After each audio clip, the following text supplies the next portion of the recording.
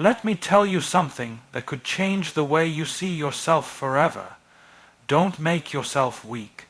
Don't hand over your power to fear, to doubt, to people who never built anything with their own hands but have so much to say about your life. You owe yourself more. Everything begins in the mind, every limit, every breakthrough, every comeback. It all starts with a thought.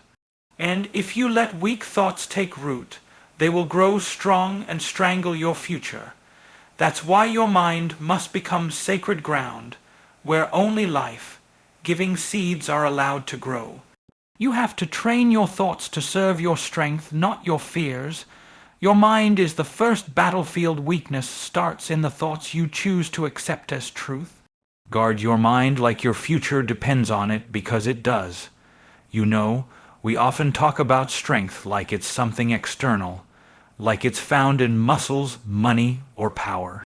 But the first battlefield is always the mind, the place where your real strength either begins or ends. It's not what people say about you that weakens you. It's what you start believing about yourself when no one else is around. That internal narrative, that subtle voice in your head, becomes the architect of either your courage or your collapse. Psychologically, the human mind is wired to protect us, but it's also prone to self-sabotage if left untrained. When you let fear-based thoughts take up residence, they start to shape your identity, and once you identify with weakness, you'll start making decisions that reinforce it. You'll lower your standards, silence your voice, or procrastinate on your purpose, not because you're incapable, but because you've surrendered to an idea that you're not enough. That's not just mental laziness, that's spiritual disconnection. You have to take full responsibility for what you allow to dwell in your mind. Because what dwells eventually builds.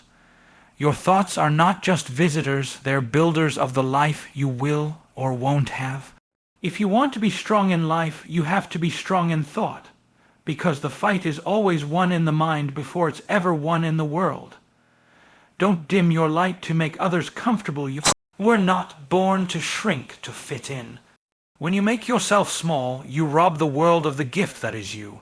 One of the most damaging things you can do to yourself, often without even realizing it, is dim your own light to make others comfortable. It can feel like humility. It can feel like being polite or keeping the peace. But let's call it what it really is: self-abandonment. When you shrink, when you suppress your voice, your ideas, your gifts, just to avoid making others feel insecure or threatened, you're not preserving harmony. You're disrupting your own alignment with purpose. Philosophically speaking, we are not here to blend in. We're here to become. And becoming requires space to speak truth, to take up emotional and intellectual room, and to shine without apology. The world doesn't benefit from your smallness. It needs your authenticity, your brilliance, your boldness, not the diluted version of you that's been filtered through someone else's comfort zone. This doesn't mean arrogance. This means living without guilt for being who you were born to be. Real strength isn't loud or boastful.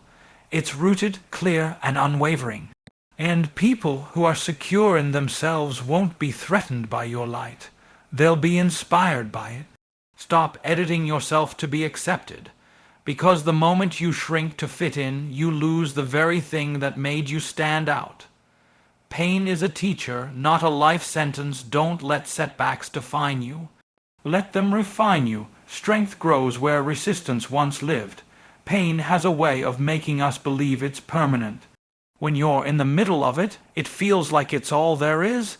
But pain was never meant to be a place you live. It's a passage, not a prison. Psychologically, pain can become either a wall or a window, depending on how you respond to it. If you avoid it, suppress it, or allow it to define you, it begins to mutate into bitterness, resentment, or fear. But if you face it honestly, courageously, it becomes a teacher. And here's the truth: every meaningful transformation in life is preceded by discomfort. Growth doesn't happen in ease. Muscles grow under tension, and so does character. We are conditioned to seek relief. but real strength comes from staying with the hard moments long enough to extract their wisdom. The wound, as Rumi said, is the place where the light enters you, but only if you're willing to stop running and start listening. Pain is not a punishment, it's a signal, and when you stop asking why me, and start asking what is this here to teach me, everything changes. You are not broken by what you've been through, you are being built by it.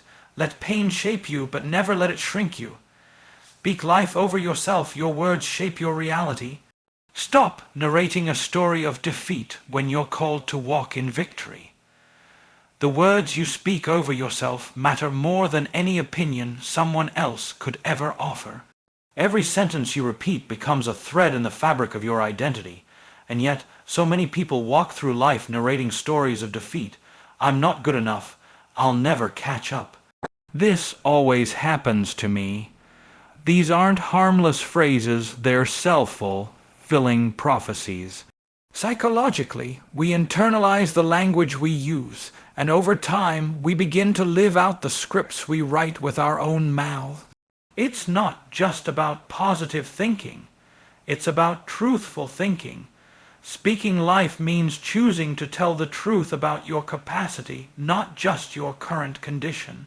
It means acknowledging your struggle, yes, but also affirming your resilience. Because when you speak with intention, you don't just describe your life, you direct it. Philosophically, your words are acts of creation. They shape perception, behavior, and ultimately, destiny. So be deliberate. Speak from power, not from pain. Say what builds, not what breaks. You wouldn't allow someone else to speak to you the way you sometimes speak to yourself. If you want to live stronger, speak stronger, because your life will always rise or fall to meet the level of your language. Own your power. No one else can do it, for you know rescue is coming. You are the hero you've been waiting for. It's time to act like it. We grow up believing that one day someone will come along to save us, from our circumstances, from our fears, from ourselves. But the truth is that rescue is never coming, and it was never supposed to, because the power to rise has always been within you. That realization is both terrifying and liberating. Terrifying because it means no one else is responsible. Liberating because it means no one else gets to decide your limits.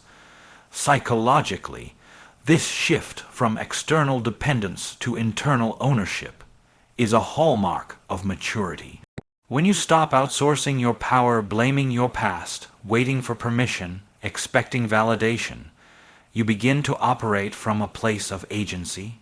You become an active participant in your own becoming. You stop reacting and start responding. You stop settling and start choosing. Philosophically, you are the author of your life, not a side character in someone else's story. And authors don't wait for the plot to fix itself, they write forward, one intentional sentence at a time. Yes, others can support you, guide you, cheer for you, but they cannot carry you. That's your work to do. You are not waiting on a breakthrough, you are becoming one. Own your power, no one else can do it for you. Discipline is self. Love in action. The strongest version of you is not built by comfort, but by choosing what's right over what's easy. Discipline gets a bad reputation. It's often mistaken for restriction, punishment, or pressure, but real discipline, true, grounded, consistent discipline, is actually a profound act of self-love. It's not about being hard on yourself. It's about caring enough for your future to make wise decisions in the present. It's choosing what's meaningful over what's convenient, choosing growth over comfort, choosing alignment over impulse. Psychologically, discipline strengthens your sense of identity. Every time you follow through on a promise you made to yourself, you build trust in your own word. And that internal trust becomes the foundation of your confidence. You start seeing yourself not just as someone who dreams, but as someone who follows through. That shift changes everything. Philosophically, discipline is freedom. It may sound like a contradiction, but the most liberated people are often the most disciplined. Why? Because they are no longer at the mercy of every craving, every distraction, every passing emotion. They've built a structure strong enough to hold their vision steady through the storms of life. You don't need more motivation. You need more commitment to your highest self. Discipline isn't about forcing yourself to be better. It's about honoring the strength that's already within you.